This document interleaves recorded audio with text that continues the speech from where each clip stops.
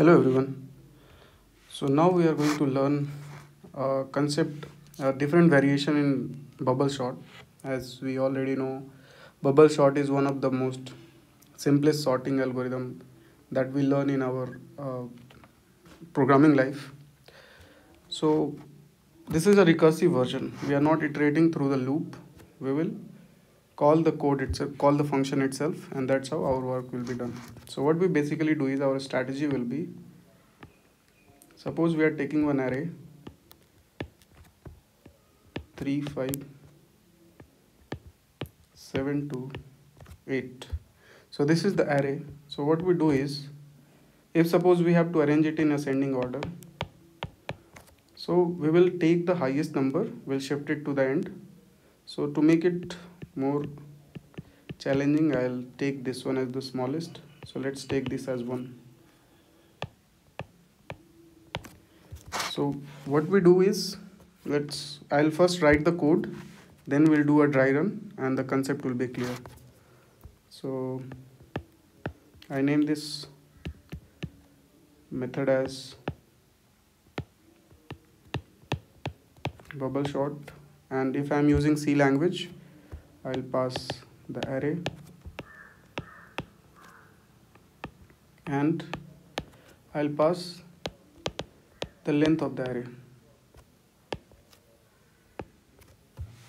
Now I will see if the length of the array is 1. In that case, we don't need to sort anything, we can return it simply. So we will use this if.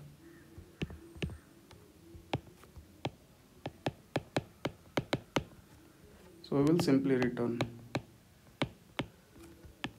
because we know already that in recursion we must have a terminating condition, otherwise it becomes a finite loop. That's what we are trying to avoid.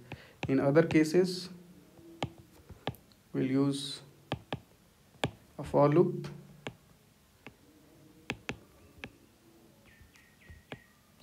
I is less than n minus 1. We'll go up to second last.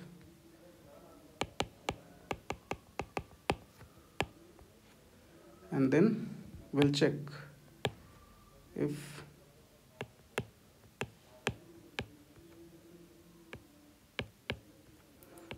the first element is greater than, if it is greater than the next one, I plus 1. In that case, we will swap it. So I'm simply writing swap. You can write a different method for this.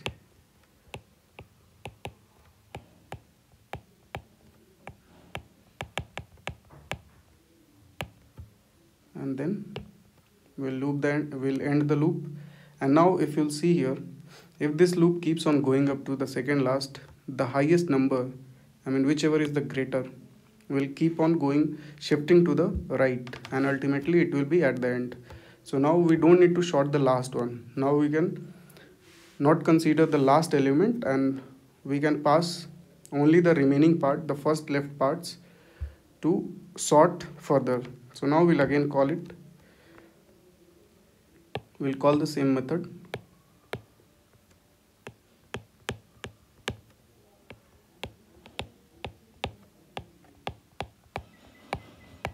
And this time we'll pass the length as n minus 1.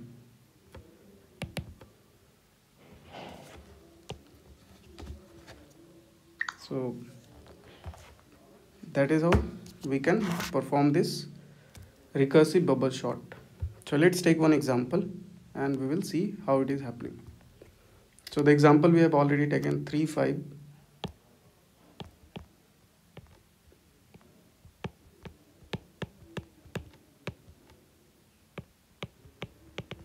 So in first run, I will simply write this.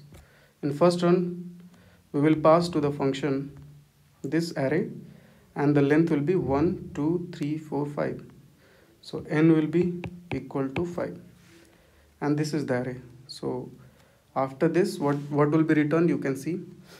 So first 3 will be compared with 5. So remember, we have taken it in ascending order. So this does not satisfy this condition. Still, like element at I is initially 0.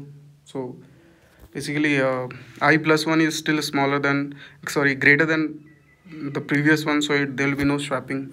Going to the next, still this is greater, 7 is greater than 5, so again there will be no swapping. Now coming to this, if the I is coming here, it will compare with this 2 and we'll see that 2 is greater than 2 is lesser than 7. In that case we need to swap it, so it will become inside this loop. So what will happen after swapping? We'll get 3 5 2 7 1. Still I will keep moving. Now the I will be here. Now if I comes here, it will compare with the last one and we'll see that 7 is greater than 1, so we need to swap it. So now inside this for loop it will become 3 5 2 1 7. So now this is what will be like returned. Now coming to the next run, what will happen again? Now this time we'll pass only this array and the length will be only up to here, so we will pass only 4. N is equal to 4. Now our array is, this is the status before the first run, so it will be 3 5 2 1 7. So now when I is equal to 0, it will compare with 3 and 5 and we'll see 3 is smaller, so there will be no swapping. Now when I will be here, when I is equal to 1, so now the swapping will happen. I is equal to 1, so this 2 will be swapped, so it will become 3 2 5 1 7 will remain as it is because our N is going to be only this much. So now again when I will be equal to 2, you can see 5 is greater than 1. In that case swapping will be needed, so it will be 3 2 1 5 and 7. Now coming to the third call of the function itself. Now our initial state will be this 3 2 1 5 and 7. Now we'll pass only this much, length will be only this much, so we'll pass N is equal to 3 and inside the loop I will start from 0. So if we'll compare 3 and 2, so obviously 3 is greater. In that case this 2 will be swapped, so it will be, we'll get, after swapping we'll get 2 3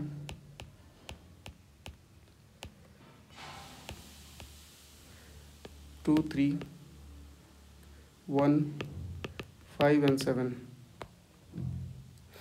Now again when I is equal to 1, what will happen? When I is equal to here, so it will compare with the next one and we'll see that 3 is greater. So in that case we will get 3 1 2 1 3 5 7. Now we have to go only up to this, so this is where our internal loop, nested loop will end. I mean this for loop will end.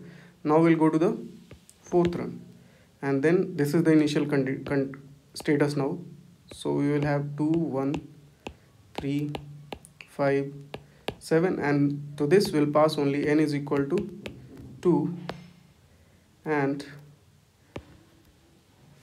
this array. So now when I is equal to 0, coming to the nested loop, I is equal to 0, so we will see that 2 is greater than 1. In that case swapping will happen. So now the array we will get will be 1 2 3 5 7. So in that case you can see that we have a sorted array and it will not go any further as per this condition. It has to go only up to n minus 1, means second last element. So it will remain here and the loop will terminate. I can have only one value, that is 0. So when it will go for the fifth run, we will have this initial condition 1 2 3 5 7, but in this case n will be equal to 1 and this array will be passed. Now you can see here, if n is equal to 1, in that case we don't do anything, we simply return. So we will get the final array as this 1 2 3 5 7. So now let's talk about the complexity.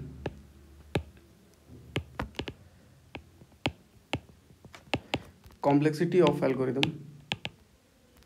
In this case, do you have any guess? Let's see what happens. So basically we can see that array is coming, like value array is passed and its length is passed, and then after checking this terminating condition, we run a for loop. Inside that, swapping is happening, and then again it is calling itself. So don't you think it is like nested for loop, because there is no other like division or something, so there is no complication at all. So this will keep on decreasing 1 2 3 4 5. So complexity will be like, if I am calling for suppose array element for 5 1 2 3 4 5, if initially n is equal to 5, so in first case it will come simply, it will call for n minus 1, so that will be, for it will be passed n is equal to 4, again it will be passed n is equal to 3, then again it will be passed n is equal to 2, then again n is equal to 1, and this is basically only one time it will run. So this code block that is depending on n minus 1, so for this, when n is equal to 5, it will run up to 4 times. When n is equal to, it will run up to 3 times, and then this code block will run for 2 times, 3 2, and for this it will run only 2 times, this, and then 1 time. So basically it is like you can add it as total number of runs, you can say 4 plus 3 plus 2 plus 1, and if it is n, it will be n minus 1.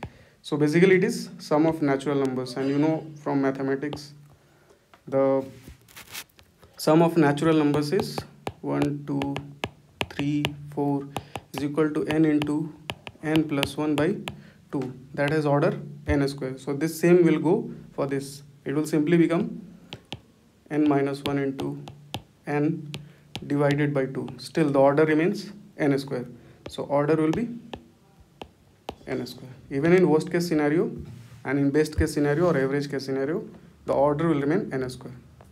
So thank you. If you like the video, please subscribe the channel and share the video with your friends. Have a great time.